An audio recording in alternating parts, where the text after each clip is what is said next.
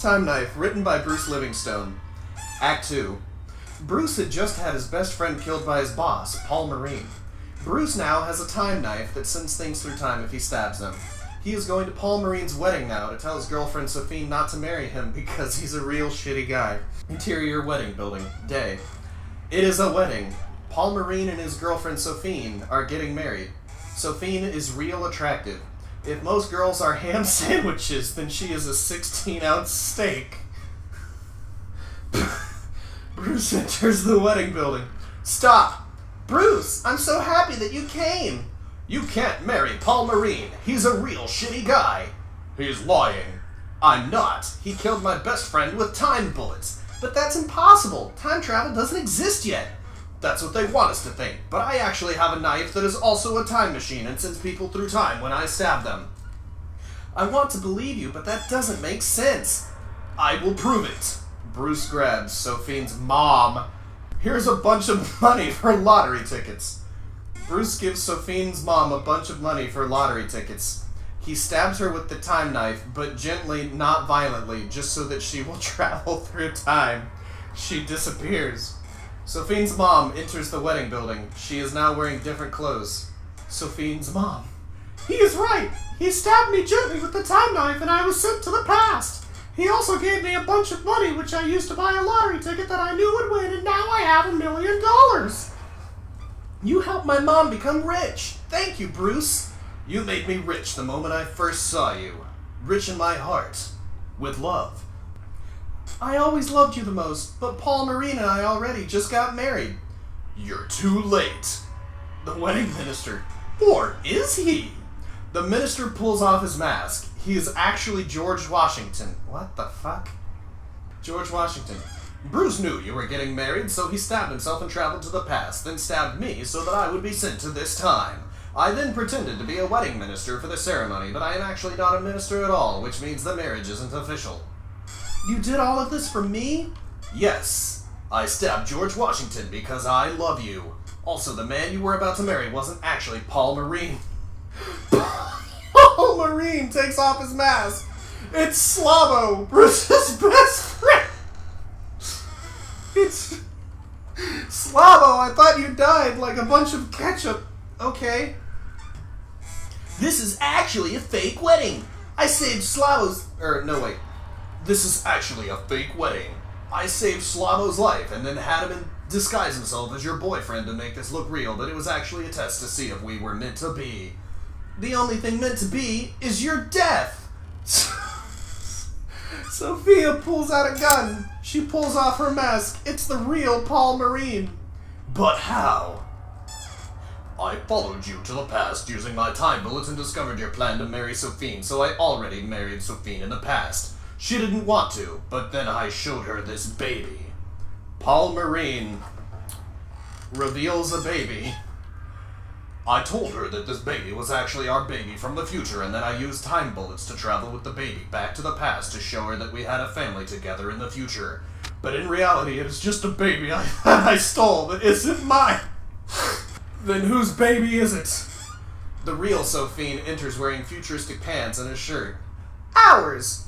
Are you Sophie from the future? Yes, you are very quick to understand things. I came to the past to tell you that in the future you and I got married, Bruce. We had a very active and highly satisfying sex life, which led to the birth of our future child. You're gay. You're gay. You're gay?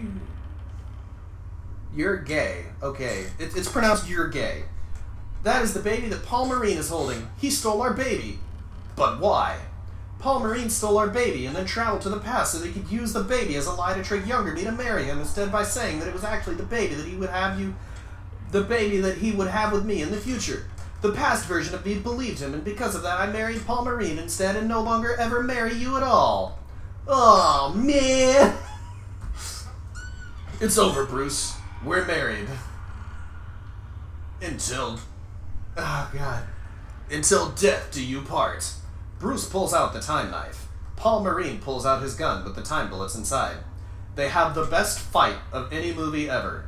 At the end, Bruce has Paul Marine with a knife to his neck. It's been a slice Bruce lifts his knife up to cut Paul Marine. You won't get me this easy. Paul Marine aims the gun at himself and shoots himself 30 times. The clip is bigger than a regular pistol.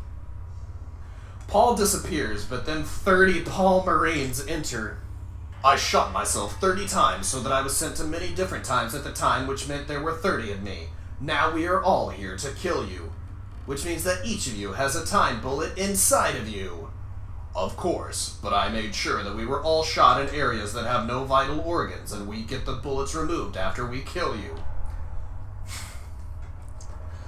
Unfortunately for you, I traveled to the past earlier and took your gun and added an electric charge on each of your time bullets. I control the electric charges with this handheld detonator. Oh my god, this entire screenplay is a fucking cop-out. No! Yes, it's quite shocking. Bruce presses his detonator. All 30 Paul Marines are electrified from the inside. Their skins peel open all over like sausages that are left on the barbecue for too long that peel open all over. The Paul Marines all die. Consider this my resignation. Cuckoo gaga! Aw, yeah! God bless America! Bruce and Sophine make out. Sophine waits for a few seconds for the audience to stop applauding before saying her next line. Congratulations, you passed the test! What test? We always believed you were the chosen one, so we traveled to the past to test you and make sure. We now believe you are ready to fight the ultimate villain from the future. Okay. Who's the ultimate villain? His name is Paul Marine. But I just killed Paul Marine.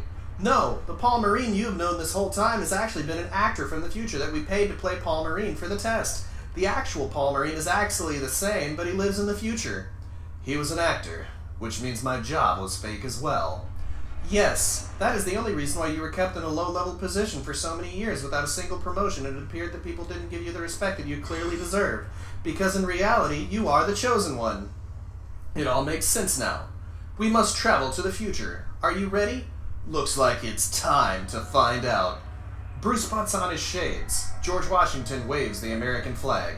End of movie. Bruce Savage will return in Time Knife 2, The Reckoning. Alright, let's give another round of applause for Bruce Livingstone and his wonderful screenplay. Yeah, that's, I think the first half was better. Just a little better. But I'm glad there was a second part.